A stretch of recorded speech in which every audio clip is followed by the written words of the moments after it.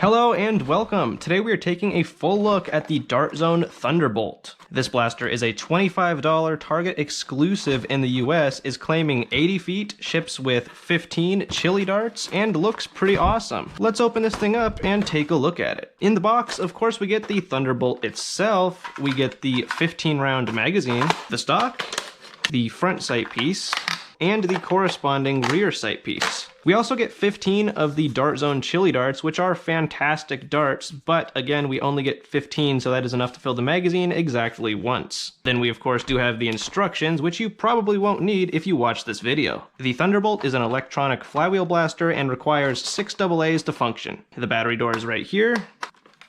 And this is one of those more annoying AA trays where the batteries are double stacked. At least right here in the back. It's a little bit tedious, but not the end of the world. And like a lot of the other standard Dart Zone blasters, the Thunderbolt is running 9 volts, unlike a typical Nerf blaster, which runs on 6. It is definitely much quieter than the Spectrum. Now going over the blaster, of course we do have 2 rails on top and attachments to go on them in the box. We also have the magazine down here. It looks very nice. It's almost like a Sonic Ice kind of color, and I really like it. This is the magazine release. You can strike it with either your finger, or you can strike it with your offhand.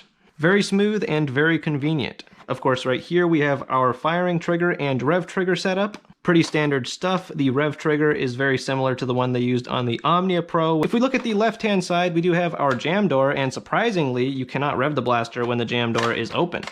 Now the stock is actually end strike to buffer tube, which is super cool, and it's something that Dart Zone has done quite a bit. So that means you can put all of your standard end strike stuff on this blaster, but also any buffer tube stock that you have access to.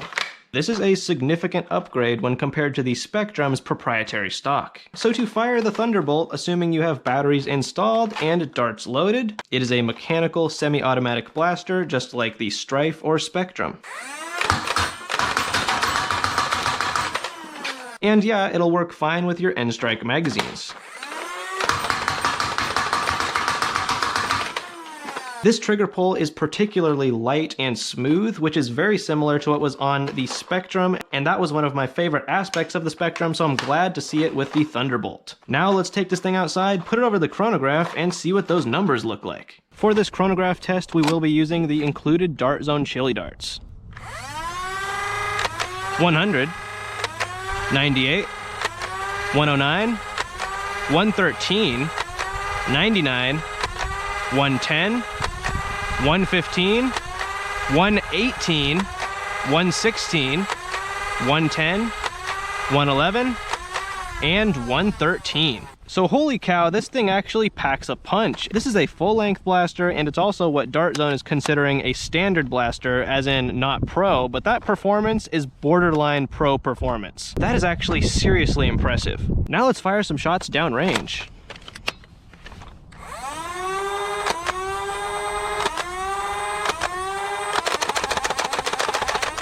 We are 100% absolutely achieving those 85-foot range claims. And the crazy thing is, with this 9-volt setup, there is almost no bog down between shots. So what are my final thoughts, and what is my personal opinion on the Dart Zone Thunderbolt? Overall, this blaster actually exceeded my expectations. I heard good things about it, but it is seriously amazing. The plastic quality, while not quite at the Dart Zone Pro level, is definitely a step up from the Spectrum. Overall, pretty fantastic ergonomics as well. I really like the adjustability in the stock, the end strike compatibility.